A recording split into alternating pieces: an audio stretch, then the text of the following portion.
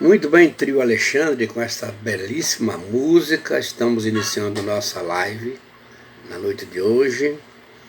Quem está falando aqui é o pastor Isaías Oliveira Soares, pastor presidente da Assembleia de Deus em São Gonçalo dos Campos, estado da Bahia, Brasil, América do Sul.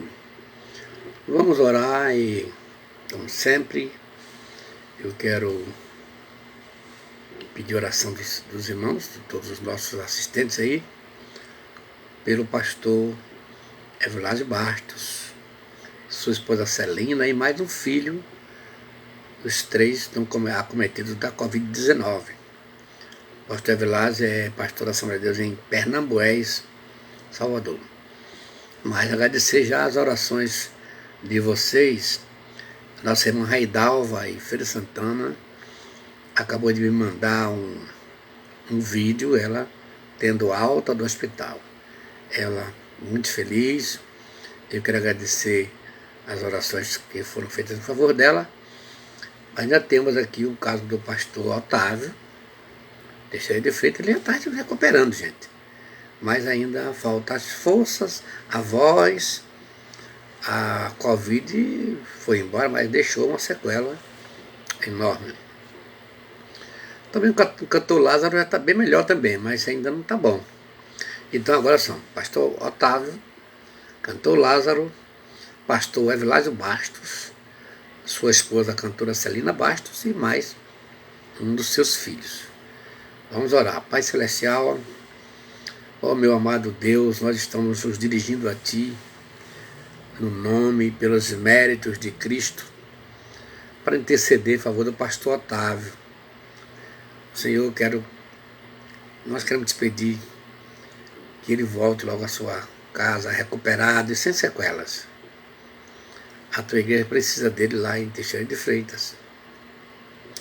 Também o cantor Lázaro, ele ainda não está curado, mas estamos esperando que tu vais fazer a obra. E agora é Vilásio, sua esposa Celina Bastos, mais um filho que acabam de ser tombados pelo vírus terrível da Covid-19.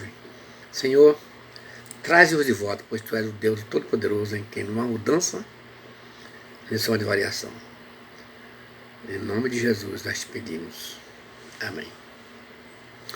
Muito bem, eu quero, na noite de hoje, saudar os nossos, são 22 estados.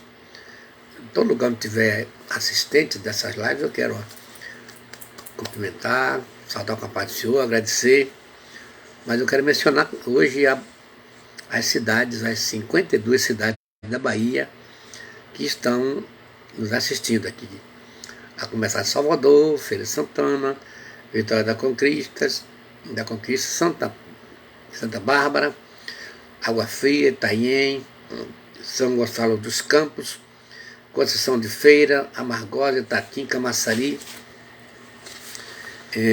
Itaparica, Euclides da Cunha, Gandu, Taperoá, Paulo Afonso, Candeias, Amélia Rodrigues, Pindobaçu, Planalto, Capela do Alto Alegre, Nova Fátima, Ipirá, Milagres, Vera Cruz, Ituaçu, Mutuípe, Itatiaia, Teixeira de Freitas, Nazaré, Guanambi, Catu, Jaguaquara, Riachão de Jacuípe, Irecê, Paripiranga, Santo Amaro, Campo Formoso, Santa Luz, Entre Rios, Coração de Maria, Petrolina, a Juazeiro Petrolina, Malhado das Pedras, São Gabriel, Mata de São João, Alagoinhas, Conceição do Coité, Tancredo Neves, Serra da Carnaíba, ali a nossa irmã missionária está ali assistindo, Várzea do Poço e Boa Nova. Os nossos cumprimentos a todas as pessoas da Bahia, essas 52 cidades do estado da Bahia, que nos assistem na diária. A gente fica muito feliz. Eu só tenho a agradecer a Deus e a vocês. Se não fosse essas assistências, então a gente não teria tanto interesse. E a nossa proposta é que vocês sejam beneficiados, sejam abençoados com as bênçãos com que Deus está abençoando essas lives.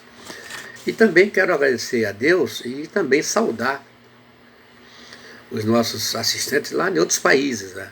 Portugal, Estados Unidos, Japão, África, país de Angola e Equador, também Argentina e Chile. Temos muitíssimas pessoas que estão nos assistindo desde os países de língua espanhola, e nós outros nos quedamos contentos e hasta queremos pedir a Deus que lhes bendiga muitíssimamente. Thank you very much for the English people assisting just moment. Muito bem, na live de hoje vou abordar a vida conjugal de vários casais da Bíblia e as lições que nos deixaram. A gente vem esses dias todos trabalhando sobre a vida conjugal e vimos os casais problemáticos, né? A função da mulher, a função do homem, e não podia deixar de, claro, a Bíblia registra tudo. A Bíblia é o único livro que registra não só os elementos positivos que o ser humano tem, os negativos. Eu já lhes disse que a psicologia apresenta 10 pontos positivos e 10 negativos para cada pessoa, independentemente de onde ela nasceu, a sua crença, a sua religiosidade, o seu grau cultural. Como falamos em indivíduos, que são esses elementos, esse ser indivisível, que não tem final aqui. Ele nasce e ele tem, como Salomão dissera lá no seu livro de Eclesiastes, Deus colocou a eternidade no coração do homem. Então, como indivíduos, o ser humano tem 10 pontos positivos, né? 10 positivos, 10 negativos. Então, aí dissemos que esses pontos negativos, quando a pessoa se casa, eles se multiplicam. E o pastor Isaías é também psicanalista, e quando a gente vai tratar com um cônjuge, e às vezes temos que colocar os dois de cara, a gente percebe que, de fato, quase ninguém enxerga esses pontos negativos quando está namorando. Namoro é tempo de felicidade, de prazer, de alegria. Agora, quando casa, eles aparecem, mas aparecem mesmo com toda a força, aí multiplicado por 10. Mas hoje a gente vai ver a vida conjugal de vários casais da Bíblia, e cada um deles deixou uma lição, né? E a gente precisa aprender essas lições, quer boa, quer ruim. As boas para a gente colocar em prática, e as ruins só para a gente ficar atento. A gente pode ser a próxima vítima, entendeu? Então, Romanos capítulo 15, verso 4 a 6, não é só um texto, tem vários textos, mas eu vou começar com Romanos 15, verso 4 a 6. Porque tudo que dantes foi escrito, para o nosso ensino foi escrito, para que pela paciência e consolação das Escrituras tenhamos confiança ou esperança. Ora, o Deus da paciência e consolação nos conceda o mesmo sentimento uns para com os outros, segundo Cristo Jesus, para que concordes a uma boca e glorifiqueis ao Deus de Pai, nosso Senhor e Salvador Jesus Cristo. Eu trouxe esse texto aqui para mostrar que essas questiúnculas envolvendo o ser humano, envolvendo o homem, a mulher e até a vida conjugal, não são novas não, gente. Tudo que foi escrito para o nosso ensino foi escrito. Paulo aí foi profundo. E isso aqui mostra que nada, depois eu vou ver aqui outro texto aqui, tudo que acontece hoje já acontecia lá. Desde que o homem foi criado como esse ser complexo. Por isso, a Bíblia se difere dos outros livros que só apresentam o ponto positivo do homem. Aqui não. Aqui o homem é mais santo, mais abençoado. A Bíblia mostra as duas nuances, o lado positivo e o lado negativo. O lado, os seus pontos positivos, também seus pontos negativos. Então, Eclesiastes 1, 9 e 10, o que é que Salomão diz?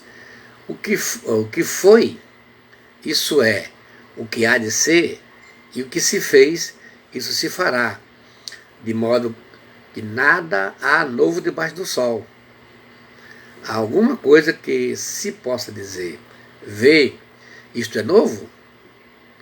Já foi nos séculos passados, que foram antes de nós. Ó, Salomão que é profundo quando eu te falo aqui. Às vezes a gente pensa que a coisa é da modernidade, do dia. Não é não. Tem muita coisa que são antiquíssimas. Ou talvez da mesma idade da existência do homem. Veremos agora o significado que a língua portuguesa traz sobre a palavra casa ou casais. Casa, casal ou casais. Vamos ver isso aqui, esse joguinho maravilhoso. A palavra casas ou casais vem do grego, vem do verbo casar.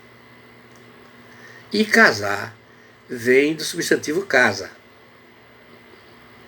Deu para entender aqui? Casais vem do verbo casar. E o verbo casar vem do substantivo casa. Tá? Substantivo é aquela classe gramatical que nomeia os seres. Tudo que dá nome é substantivo. Então, nessa tradução aqui, o mesmo que matrimoniais, reunis, agregais, associais, unis, aliais, combinais, juntais, condizereis. Tudo isso aqui tem a ver com a palavra casa, casar, etc. E qual é o significado de casar? Casar significa unir-se a outra pessoa pelos laços conjugais, através do casamento ou do matrimônio. E fazer um casamento ou uma cerimônia análoga é o mesmo que casar alguém. Eles se casaram no verão, já é outra circunstância. Vimos exemplos de casais problemáticos que também têm história na história bíblica. Todos os casais passam por momentos ruins durante o casamento. Quando o homem e mulher se unem, seja por uma união de papel passado ou união estável, que a lei hoje já reconhece, estão se inscrevendo para viver uma vida a dois e, portanto, sujeito às implicações que a união traz, que a união propicia. Passam pelas fases do casamento e pelas crises que vimos nessas lives. Muitos não sabem que os problemas que afetam uma relação a dois são tão antigos quanto o homem, como acabamos de nos referir. A Bíblia Sagrada, além de um livro com ensinamentos importantes, é também a história de pessoas que, como eu e você, está ouvindo essa live, né? Essas pessoas passaram por momentos de alegria, mas também por momentos de grande aflição. Ao ler as suas histórias, nós podemos aplicar o que lhes aconteceu nas nossas vidas e, com isso, está um passo mais próximo de encontrar uma solução. Então, os casos que eu vou citar aqui têm a proposta de nos fortalecermos. Aqueles bons exemplos, vamos pegar para estruturar nossa união conjugal. Agora tem aqueles casos que a gente tem que evitar. E assim como eles erraram, a gente pode também errar. Haja vista que são os humanos também. E estamos vivendo uma vida a dois. O primeiro exemplo aqui dos casais da Bíblia que existiram e que lições eles nos trazem. Eu vou citar aqui primeiro Adão e Eva, nossos primeiros pais. Adão e Eva devem ser as pessoas mais conhecidas da Bíblia. Todos já sabiam falar deles, mas será que sabemos o que realmente se passou com eles como casal? Às vezes essas coisas não são abordadas. Né? A gente tem aquele hábito de, quando vemos a história bíblica, a gente camufla. Ou nos enchemos de expectativa e falamos, até pensamos que aquilo ali, a coisa intocável. Mas não é não. Adão e Eva foram criados por Deus e lhes foi dado um jardim para cultivar e cuidar. Viviam em perfeita harmonia com Deus e a união entre eles era perfeita. Eles eram felizes.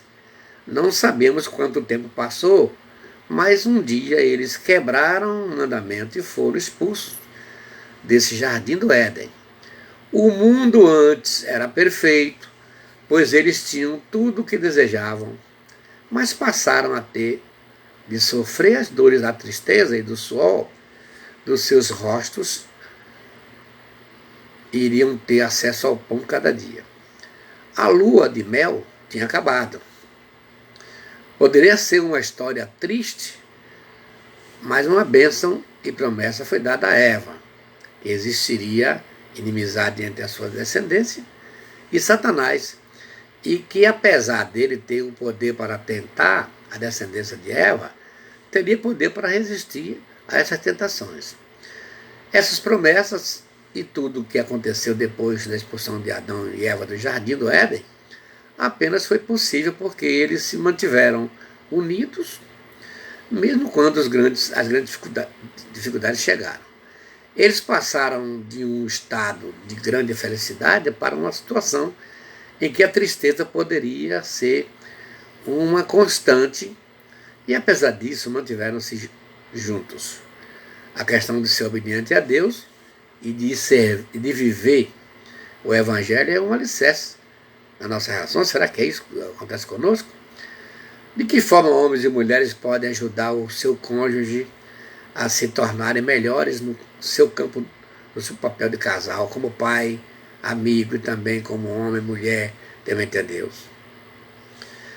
O que pode ser feito para evitar lançar as culpas dos seus problemas no seu cônjuge? Isso é muito comum hoje, né? O que aprendemos com a história de Adão e Eva que a gente pode aplicar hoje? Vamos ver aqui essas lições que o casal Adão e Eva pode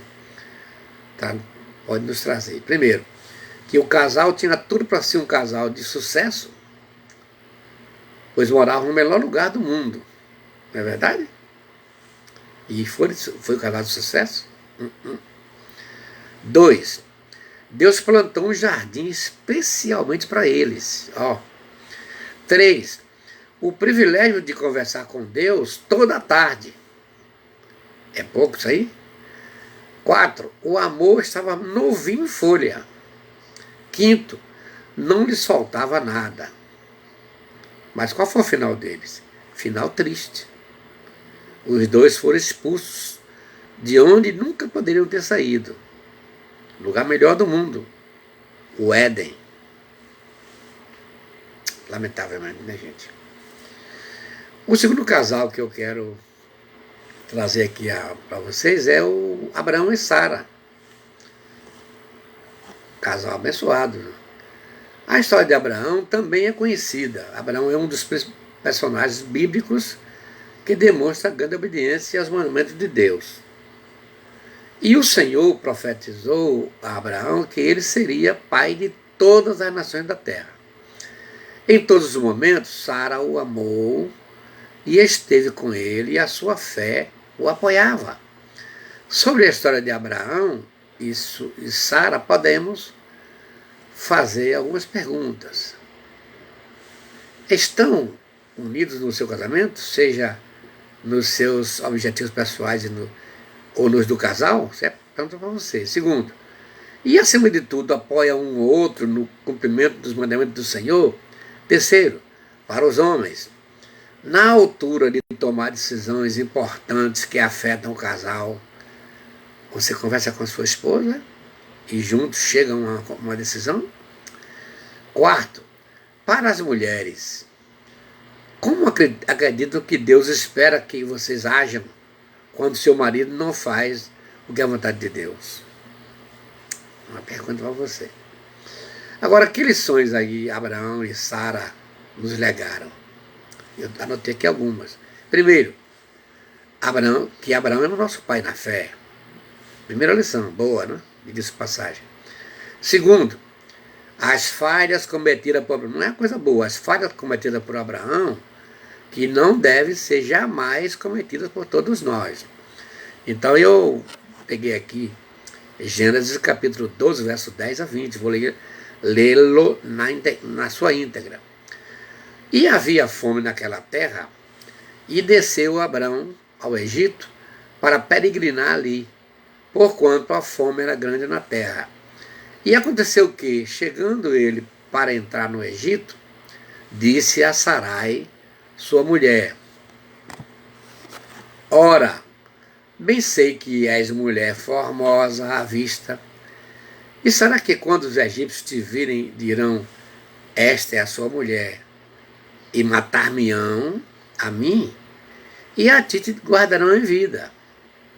Dize, peço-te, que és minha irmã, para que me vá bem por tua causa, e que viva a minha alma por amor de ti. E aconteceu que, entrando Abrão no Egito, viram os egípcios a mulher, que era muito, muito formosa, e viram-na os príncipes de Faraó, e gabaram-na diante de Faraó. E foi a mulher tomada para a casa de Faraó. Olha que encrenca Abraão foi achar. E fez bem a Abraão por amor dela, por amor da mulher, que já estava lá com o rei. Fizeram bem para Abraão. Aí o que é que diz? E ele teve ovelhas, vacas, jumentos, servos e servas, jumentos e camelos. Aí essa parte de Abraão. Agora, feriu, porém, o Senhor a Faraó e a sua casa com grandes pragas, por causa de Sarai, mulher de Abrão. Então Faraó descobriu, chamou Faraó a Abrão e disse: que é isso que me fizeste, homem? Por que não me disseste que ela era tua mulher? Por que disseste a minha irmã? Por isso a tomei por minha mulher. Agora, pois, eis aqui tua mulher, toma e vai-te. E Faraó deu ordens aos seus homens a respeito dele, e acompanharam-no a ele e a sua mulher e a tudo que tinha. Olhe bem isso aqui, gente.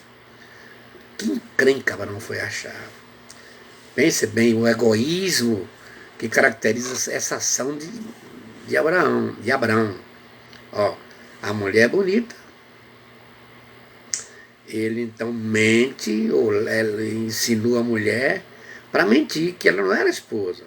Que ele pensava que se ele dissesse que a Sarai era sua esposa, iam matar ele para pegar a mulher.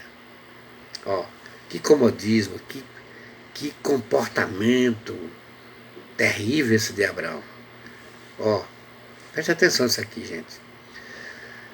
A visão de Abraão e Sara não foi só coisa ruim. Em terceiro lugar, eu admiro muito a visão de Abraão e Sara, focada sempre no sucesso que Deus tem para os seus filhos. Olha só no episódio de Ló. Ele prosperou e os vaqueiros, os trabalhadores de Ló, brigavam com os de Abraão. Abraão chamou Ló e disse: ó, Ló, não dá para a gente ficar mais juntos. Então escolhe um lugar para você ir. Se você escolher para a direita, eu escolhi para a esquerda. E olha aqui, Ló escolheu a parte de Sodoma e Gomorra, que segundo a Bíblia era o jardim do Senhor. Jardim de Deus, era um lugar fértil, lugar onde toda a plantação produzia bem. E Abraão se contentou com a parte seca, a parte de pedregulho. Mas olhe bem, a visão de sucesso de Abraão estava focada em Deus.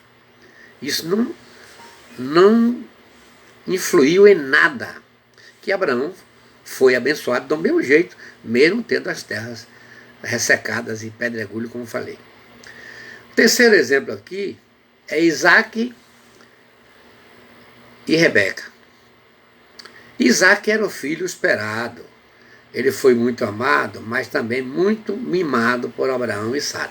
Bem, antes de continuar, essa questão de filho esperado é uma situação um tanto delicada, porque coloca os próximos filhos numa situação ruim. Esse filho mimado, especialmente quando ele é mimado na presença de outros que existe, isso aqui é uma complicação que não tem mais tamanho. O comportamento dos pais era tão centrado no filho que chegaram a se esquecer que ele deveria ser preparado para também ser um pai de família. E isso os pais cometem esse erro. Os pais criam filhos a vida toda. 0 ano, 6 meses, 2 anos, 8 anos, 12 anos, 17 anos, 20 anos, 25 anos. Os pais sempre estão vendo como filhos. Mas não é verdade. Os pais não criam filhos, criam pais e mães. Isso aqui é interessante. Aí o que aconteceu? Esse comportamento dos pais às vezes traz uma dificuldade para a criação dos filhos. Abraão pediu a um servo para sair à procura de uma companheira perfeita para Isaac e encontrou Rebeca. Será que Abraão acertou tomar essa decisão? Bem, deixa ao seu critério. Isaac e Rebeca se casaram e a sua relação era muito terna e cheia de amor. No entanto, ao longo dos anos aconteceu algo e o casamento começou a ter problemas. Geralmente, né? Apesar de Isaac e Rebeca terem uma relação de afeto, até em público, você vê que lá vai encontrar que Isaac está ali acariciando Rebeca. Algo se passava e provavelmente seria uma falta de diálogo e a partilha entre os dois. Pois Rebeca era faladeira, tá vendo? Reclamadeira, mas Isaac era retraído, uma mulher conversadeira, uma mulher que fala muito, uma mulher de ânimo descontrolado, nervo na flor da pele, e o marido retraído. Esse era o caso de Rebeca e de Isaac. A falta de filhos também complicou. Hoje não, mas naquele tempo ficava um criticando o outro culpando o outro. O que podemos aprender com a história de Isaac e Rebeca? Será que a relação com seus filhos não está preparando-os mal para o futuro deles? Presta atenção nisso aqui. Ou como poderá ensinar os seus filhos sobre a importância de se casarem com alguém que tem fé em Deus, que tenta seguir a sua vontade? De que forma, como casal, vocês poderão melhorar a comunicação entre os dois? A comunicação é a parte essencial no bem-estar do casal e, por isso, não pode existir temas tabus ou problemas silenciados. O casal Rebeca e Isaac são tipo da igreja. Então, a gente pode muito bem fazer essa comparação a nossa vivência hoje. Lembre-se que no caso de Rebeca teve problema com a fecundação e Isaac orou e Deus abriu a madre de Rebeca. Só que quando veio a resposta, vieram 2 filhos gêmeos e os 2 já brigavam no ventre. Tá vendo? Isso aqui são lições preciosas que mostram que a gente precisa saber como lidar com os problemas que poderão surgir, mesmo a vontade de Deus. Tá vendo? Com toda essa relação de Rebeca e Isaac, que se tornaram figuras, tipo da igreja, tipo do casamento de Cristo com a igreja. Vai ficar no nome do Senhor. Quarto casal que eu vou citar aqui é Maria e José, os pais adotivos de Jesus, claro. Você pode ler isso aqui em Mateus capítulo 1, Lucas capítulo 1. José fica sabendo que Maria está grávida. Isso aqui é uma coisa, para mim, é um momento assim muito trágico para esse casal aqui. Maria se torna esposa de José. Maria está no 4º mês de gravidez. Lembre-se de que ela passou a primeira parte de sua gravidez com Isabel, sua parenta, na região montanhosa de Judá. Mas agora Maria voltou para casa em Nazaré. Logo todos vão ficar sabendo que ela está grávida. E isso a deixa muito preocupada. O que torna essa situação difícil é que Maria está noiva de um carpinteiro dessa cidade chamado José. ela sabe que, segundo a lei de Deus, a Israel, a noiva de um homem que concorda em ter relações sexuais com outro homem deve ser apedrejada até a morte, como está em Deuteronômio 22, 23, 24. Ora, tudo isso aqui Maria conhecia. Imaginemos como ficou esse casal, tanto a parte dela como a parte dele. Por isso mesmo que não tem atraído seu noivo. Maria provavelmente se pergunta que explicação eu vou dar a José. Maria ficou 3 meses fora, então com certeza José estava ansiosa para vê-la. Ao se encontrarem, Maria provavelmente lhe conta o que aconteceu, explicando da melhor maneira que José era um homem experiente. Não é esse primeiro casamento, já teria sido casado antes, cuja mulher lhe gerou alguns filhos. Mas como você pode imaginar, para José isso é algo difícil de entender e acreditar. Naquele tempo não era comum se ver mulher, moça, desvirginada, grávida. Isso é uma coisa, porque logo era apedrejado. E se pegasse os dois fossem fragados, eram os dois mortos. Muito bem. José sabe que Maria é uma boa mulher e tem uma excelente reputação, e ele a ama muito. Mas apesar da explicação de que Maria deve ter dado a ele, José acredita que ela só pode estar grávida de outro homem. José não entendia esse mistério, de fato. Até então ninguém teria sido fecundado da maneira como foi Jesus. Ele não quer que Maria seja apedrejada até a morte ou desonrada em público. Foi aí que o homem de bem, José, resolve deixar Maria secretamente. Essa ação de José, gente, é muito linda. E bem poucos crentes faria isto. Tem muitos crentes que, apesar de serem crentes, tendo compromisso com Deus, mas são difamadores. José tentou deixar Maria secretamente, porque era homem de bem. É aí que ele vai dormir, pensando no assunto, e de noite o anjo Gabriel, que era o mensageiro de Deus, que Deus usava quando se relacionava com os homens, lhe apareceu num sonho e disse: José, não tenha medo de levar para casa Maria, sua esposa, pois o que foi concebido nela é pelo Espírito Santo. Ela dará à luz um filho, você deve lhe dar o nome de Jesus, pois ele salvará o seu povo dos pecados deles. Mateus capítulo 1, verso 20 e 21. Como José se sente grato quando acorda, pois o assunto foi esclarecido. Sem demora, ele faz o que o anjo disse e leva Maria para sua casa. Mas José não teve relações sexuais com Maria enquanto ela está grávida de Jesus. Isso aqui foi um ato de subordinação à vontade de Deus, até de renúncia. O homem estava viúvo e casou e agora não pôde manter relações com Maria por conta da gravidez. Alguns meses depois, José e Maria precisam se preparar para sair de Nazaré, numa longa viagem.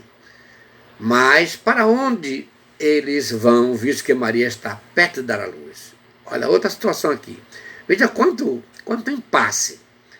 José era um homem justo, temente a Deus, que amava Maria, apesar dos problemas de uma gravidez fora do casamento e de um filho que não era seu. Poderiam trazer para ambos, José e Maria, problemas. Mas José se prontificou e educou, amou Jesus. O peso de serem pais do Messias foi realmente aceito apenas quando Jesus foi encontrado no templo, com apenas 12 anos, ensinando os sacerdotes e escribas. Agora, o que podemos aprender dessa relação de José e Maria? Primeiro, Maria aceita de boa a gravidez, mesmo sabendo que consequências isso lhe traria. ó, o repúdio de toda a sua parentela, os patrícios, a gravidez indesejada, sem pai, e as críticas. Você já imaginou quanto Maria foi criticada naquele tempo? Você pensa que todo mundo sabia desse projeto de Deus, que foi o Espírito Santo que gerou? Ninguém tinha visto aquilo ainda. Era um fato inédito, gente. O poder do sobrenatural de Deus, esse agir de Deus, ninguém sabia. Pense aí quanto Maria sofreu. Em segundo lugar, José, por outro lado, assumiu uma mulher grávida de um filho que não é seu. Isso mexe muito com a cabeça e a virilidade masculina. Não foi tão fácil para José aceitar isso aí. Meu irmão, muito temente a Deus. Haja visto, que ninguém conhecia esse tipo de coisa. Então, gente, todos que estão aí para servir a Deus, precisam entender que vai pagar um preço. Em terceiro lugar, o preço de se privar de manter relações sexuais com a mulher que agora era ilegalmente sua esposa. Ó, ele já ficou todo tempo esperando, porque o termo desposada era o tempo que ficava entre o acordo do casamento até o homem ter a posse da mulher. E José agora esperou mais que Maria terminasse com a sua gravidez. Isso aqui, gente, foi outra prova. Em quarto lugar, admitir a ideia de viajar a Belém, outro problema que afetou o casal. José e Maria moravam em Nazaré, norte da Galileia, quando Maria engravidou de Jesus, de acordo com o Evangelho de Lucas. Uma viagem de mais ou menos 150 quilômetros. Gente, isso aqui é demais.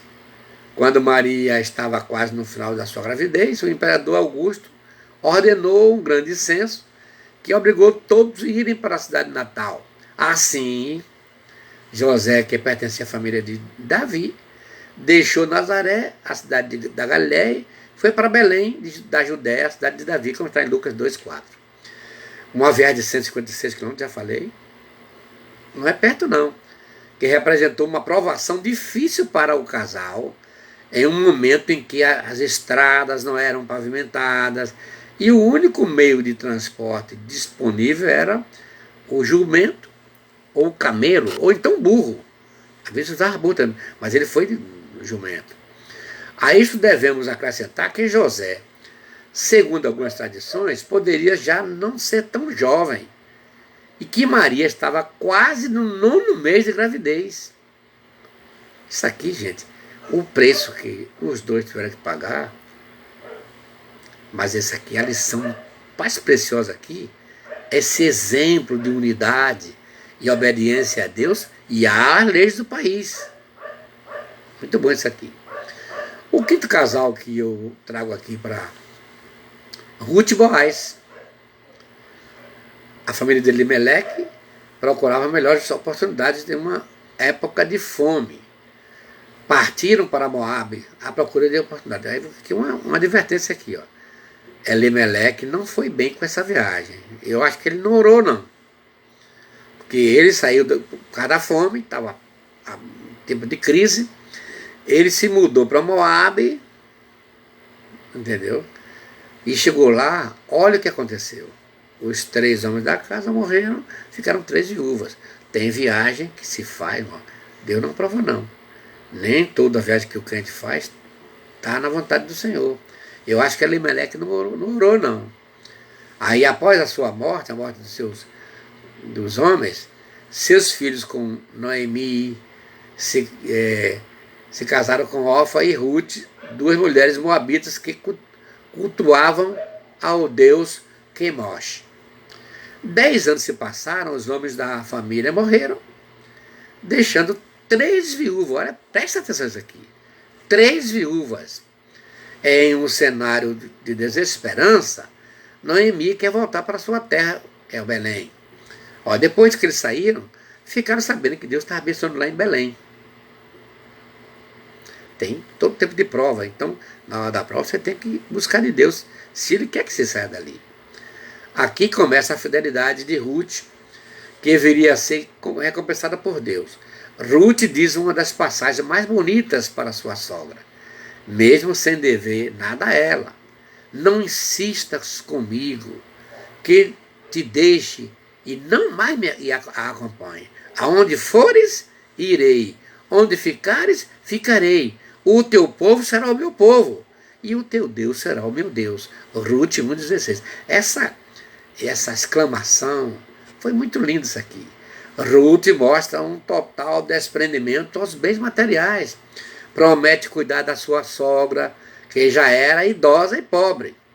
Ruth mostra um caráter amoroso e ao próximo. Humildade, mostrou humildade e fidelidade ao Senhor. Ruth não se prendeu ao que estava acontecendo na sua vida, ela se prendeu ao que Deus é. Teve esperança, apesar de uma vida de sofrimento. Aprendemos que o cristianismo não nos livra dos períodos de dificuldades, não garante que não passaremos por sofrimentos. Mas, sem entender o porquê, devemos confiar num Deus que age com o amor e a soberania da nossa história pessoal. Neste contexto, ela começa a trabalhar humildemente colhendo espigas. Olha quando ela começa. Sua proatividade chama a atenção de Boaz, além da sua fidelidade. Boaz a chama de mulher virtuosa, Ruth 3, verso 11, o que mostra que o valor dela era constituído de uma base sólida. Ruth não se rebaixou, não fingiu ser quem era para conquistar alguém. Ela se manteve firme com um caráter humilde, pois sabia quem era. Isso aqui é muito lindo, gente. Boaz era um homem movido por compaixão, extremamente generoso.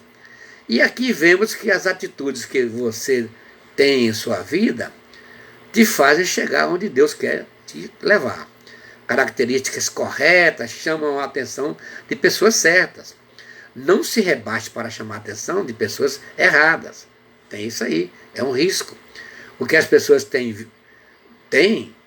você vê, e elas também podem ver. Então, o que você tem visto nas pessoas? E o que as pessoas também têm visto em você? Isso aqui é uma coisa bilateral. Boaz não era o mais jovem, nem o mais rico, homem daquela época, como está em Ruth 3,10. Mas Ruth o aconselhou pelos motivos, aliás, o escolheu pelos motivos certos, seu coração, seu amor, não foi por riqueza. Vemos que Ruth vai atrás de quem e do que ela queria. Ruth, capítulo 3. E mais tarde vemos os frutos dessa ação em Boaz. Casou-se com Ruth, como está Ruth 4, verso 10, o que mostra que Ruth agiu. Não esperou e foi fazer a parte dela. E de repente, de Deus aconteceu enquanto ela agia, porque ela estava trabalhando, fez a vida acontecer e as coisas deram certo. As coisas deram certo para o cumprimento de um propósito. E concebeu que ela engravidasse dele, de Boaz, e desse à luz a um filho, Ruth 4, verso 13. E lhe deram o nome de Obed. Este foi o pai de Jessé, pai de Davi. Olha, que história linda. Quando a mulher, o crente está dentro do projeto de Deus, acontece, parece coincidência, mas não é. Com quem serve ao Senhor, não é coincidência, e sim providência. Deus transforma em felicidade um quadro da miséria e dor. Através da tristeza, Deus guiou o caminho de uma mulher e transformou em uma família ascendente direto de Jesus Cristo.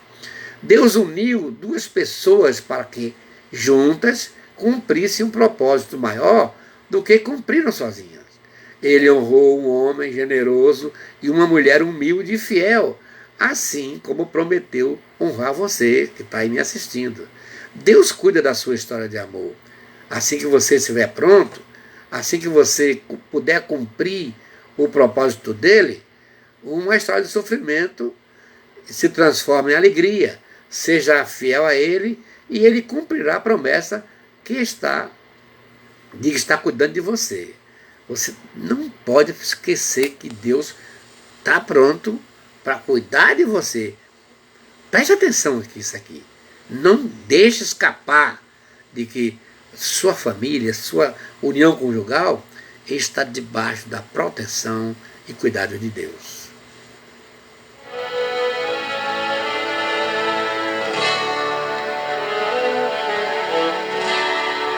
Por toda a minha vida, ó Senhor, te louvarei, pois meu fôlego é a tua vida e nunca me cansarei. Posso ouvir a tua voz, é mais doce do que o mel, que me tira desta cova e me leva até o céu. Já vi fogo e terremoto, vento forte que passou. Já vivi tantos perigos, mas tua voz me acalmou. Tu dás ordem às estrelas e ao mar os seus limites. Eu me sinto tão seguro no teu colo, ó Altíssimo. Não há ferrolho, nem portas que se fechem diante da tua voz. Não há doença, nem culpa que fiquem de pé diante de nós. E a tempestade se acalma na voz daquele que tudo criou, pois tua palavra é pura, escudo para os que nele creem.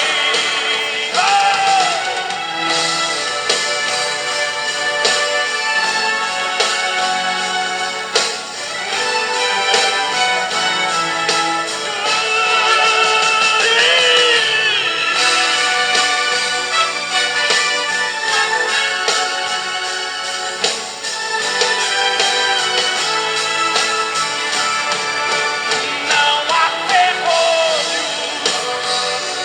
nem portas que se fechem diante da tua voz.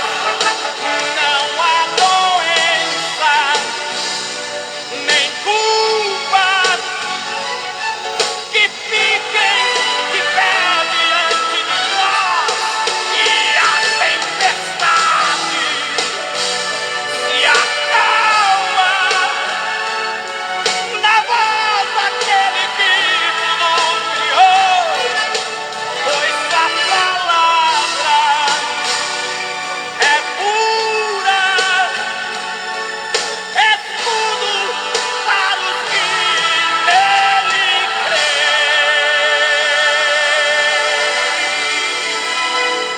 Você prestou atenção de que toda pessoa que Deus levanta para um trabalho tem um preço a pagar?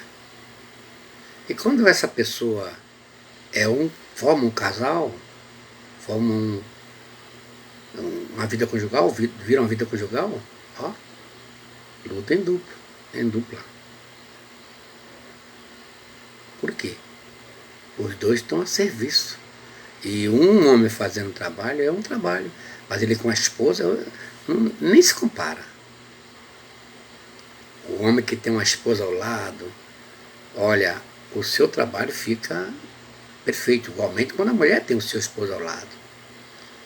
Pense aí, que luta, que tipo de luta você vai suportar. a luta, o tamanho, a envergadura da luta depende da envergadura do trabalho que você está prestando para Deus. Tem gente que está fazendo um trabalhozinho, aí esse vai sofrer menos. Mas aquele que estiver envolvido com um arrojado trabalho na obra de Deus, esse preço é grande. Você percebeu que tanto José e Maria pagaram um preço alto? Sem se falar desse compromisso de Maria, 9 meses ter no seu ventre o Filho de Deus. Aquele de que o mundo precisava, o mundo esperava. Todas as profecias lá do Antigo Testamento vaticinavam, e a esperança de todos que essa criança nascesse, essa criança teve no ventre de Maria. Gente, pensa aí, Maria ter cuidado, para não levar susto, para não levar baque, para não perder a criança. Gente, e José ficou ali, não teve relações até que a criança nasceu. Que preço, gente. Deu para entender? Eu imagino que quando Maria saía na rua, o povo se escondia. Não é todo mundo que sabia do projeto de Deus com Maria, não, que era o Espírito Santo que estava. Então você que está aí me assistindo, talvez está estranhando as lutas que você está passando, porque está fazendo uma obra para Deus. Mas é assim mesmo. Ó, Deus faz mover o céu para te socorrer, para abençoar o casal, abençoar quem estiver envolvido com a obra. Não desista, não. Eu vou orar por você, para que Deus possa fortalecer o seu ânimo, você possa continuar, porque grande é a obra que Deus quer fazer por teu intermédio. Você, casal que está me assistindo aí. Pai Celestial, quantos casais, Deus, estão aí perturbado, conturbado, desorientado, não entende, não conhece, não consegue saber que lutas estão passando. Eles querem ser úteis ao teu reino aqui na terra, mas eles não sabem. Ó Deus, conversa com eles, Deus, que teu Espírito, que é o agente dessa atual dispensação, ficou de nos guiar e gemer por nós com os gemidos inexprimíveis. Então, Deus, faça uma visita a esses casais. Abençoe a vida conjugal desses assistentes que estão aí me assistindo e aqueles que hão de assistir depois. Teu Espírito possa trabalhar no nome de Jesus. Amém.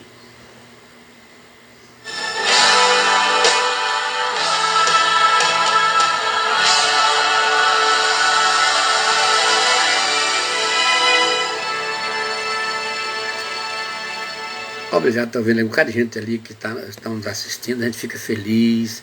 Não vou mencionar porque são tantos, até gente nova ali que estou vendo que está nos assistindo. Deus abençoe vocês. Amanhã tem mais. Deus vai continuar, vamos continuar abordando esses temas tão alvissareiros, tão carentes, tão necessários. E continue orando para que Deus nos guarde, nos proteja do Covid-19.